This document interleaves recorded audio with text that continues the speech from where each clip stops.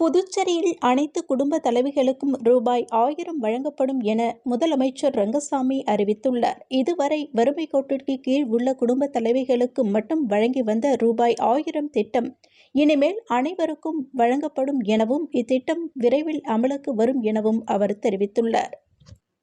வில்லியனூர் துணைமின் நிலையத்தில் பராமரிப்பு பணிகள் மேற்கொள்ள இருப்பதால் ஜூலை 29ஆம் தேதி செவ்வாய்க்கிழமை காலை 10 மணி முதல் 1 மணி வரை அம்மா நகர், கோபாலன் கடை, அன்பு நகர், முத்துப்பிள்ளைப்பாளையம், புதுநகர், ஓம் சக்தி நகர், ராதா நகர், சப்தகிரி ராயல் நகரம், ஜவஹர் நகர், கோல்டன் அவென்யூ மற்றும் அதனை சார்ந்த பகுதிகளில் மின்தடை ஏற்படும் என்று புதுவை மின்துறை அறிவித்துள்ளது. புதுச்சேரி அரசு ஆதி திராவிடர் நலம் மற்றும் பழங்குடியினர் நலத்துறை, புதுச்சேரி ஆதி திராவிடர் பழங்குடியினர் மேம்பாட்டு வரைநிலை கழகம் சார்பில் சிறப்பு கூறு நிதியின் மூலம் ரூபாய் 2,67,00,000 மதிப்பீட்டில் திருபுவனை பெரியபேட்டில் புதிதாக கட்டி முடிக்கப்பட்ட சமுதாய நலக்கூடத்தை முதலமைச்சர் ரங்கசாமி திறந்து வைத்தார். நிகழ்ச்சியில் சட்டப்பேரவைத் தலைவர் செல்வம், சட்டமன்ற உறுப்பினர்கள் மற்றும் ஆதி திராவிடர் நலத்துறை இயக்குநர் இளங்கோவன் ஆகியோர் இவ்விழாவில் கலந்து கொண்டனர். புதுச்சேரி யூனியன் பிரதேசத்தில் முதல் முறையாக மேட்டுப்பாளையம் விடுதலை வீரர் இரா. சீனிவாசன் அரசு உயர்நிலைப் பள்ளி ISO உலக தர சான்றிதழ் பெற்ற பள்ளியாக உருவெடுத்துள்ளது.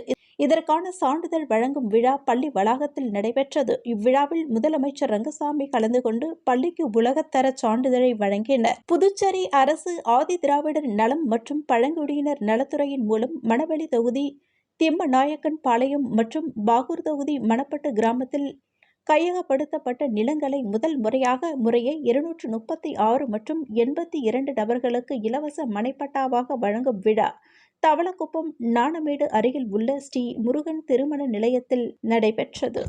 விழாவில் முதலமைச்சர் ரங்கசாமி கலந்து கொண்டு பயனாளிகளுக்கு இலவச மனைப்பட்டாக்களை வழங்கினார். புதுச்சேரி ராஜீவ்காந்தி கால்நடை மருத்துவ கல்வி மற்றும் ஆராய்ச்சி நிறுவனத்தின் 26வது பட்டமளிப்பு விழா கம்பன் கலையரங்கத்தில் நடைபெற்றது. விழாவில் முதலமைச்சர் ரங்கசாமி கலந்து கொண்டு மொத்தம் 79 மாணவர்களுக்கு பட்டங்களை வழங்கி சிறப்பித்தார்.